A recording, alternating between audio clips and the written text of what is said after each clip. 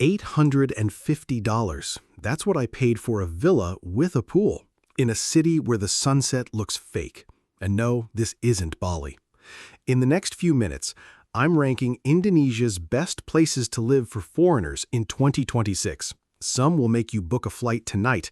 Others will make you question everything you think you know about paradise. Let's find out which one breaks your brain first. Today, we're diving deep into Indonesia, not just Bali, because honestly, Bali in 2026 is a completely different story than it was 5 years ago. We're talking about the real hidden gems, places where you can stretch your dollar, euro, or pound further than almost anywhere else on the planet, while still getting fast internet, modern hospitals, friendly locals, and a lifestyle that feels like a permanent vacation. By the end of this video, you'll know exactly which Indonesian cities and islands are perfect for retirees looking for peace and affordability. Lombok. Lombok is the island right next to Bali, just a short flight or fast boat away, and it has been quietly developing into one of the most exciting destinations for expats who want Bali's natural beauty without Bali's prices and crowds.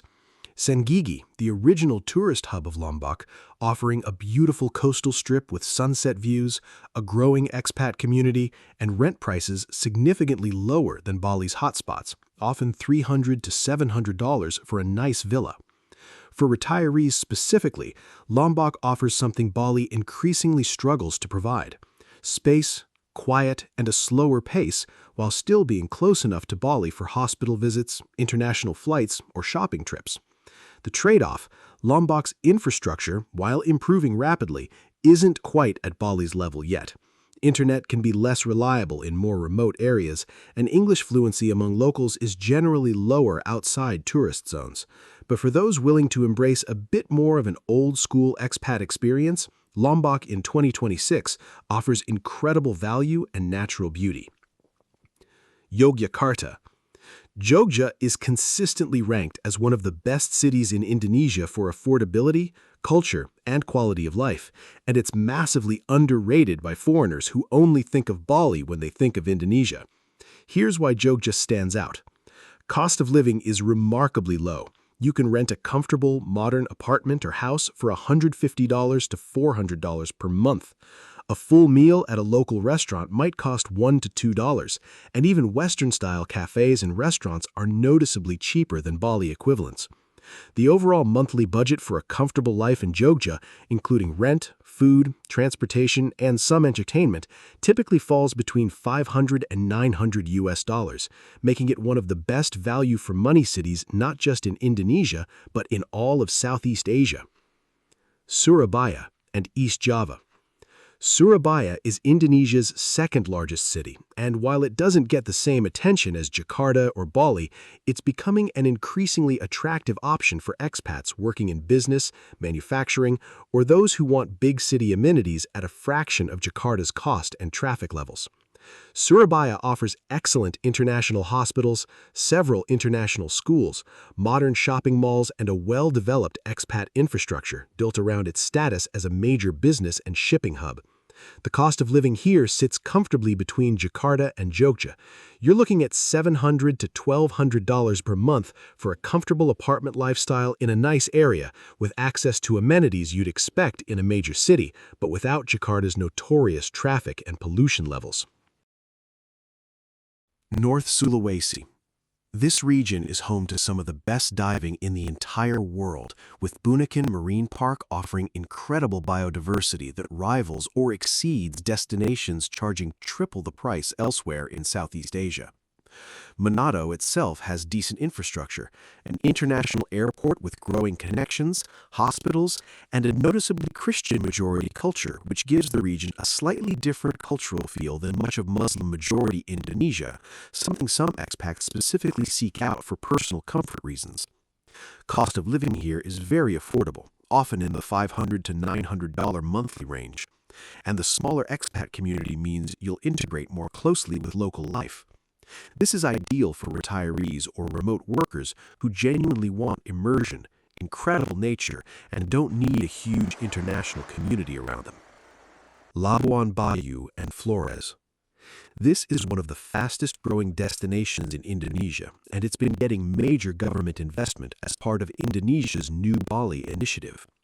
Labuan Bajo, the gateway to Komodo National Park, has seen massive infrastructure development, a renovated international airport, new hotels, marinas, and a steadily growing community of expats and investors who got in early. Cost of living is moderate, somewhat higher than you'd expect given its remoteness, due to the tourism-driven economy, typically $700 to $1,300 per month. But the trajectory of this region is one to watch closely heading further into 2026 and beyond. The number one underrated pick for 2026. The most underrated location right now is Malang and the surrounding highlands of East Java. Here's why. Cooler climate that many find more comfortable than tropical coastal heat, dramatically lower cost of living than Bali while still being on a well-connected island with international airport access nearby through Surabaya, stunning natural surroundings including Mount Bromo and waterfalls, a university town atmosphere meaning younger population, decent English levels, and growing cafe culture, and almost no tourist tax.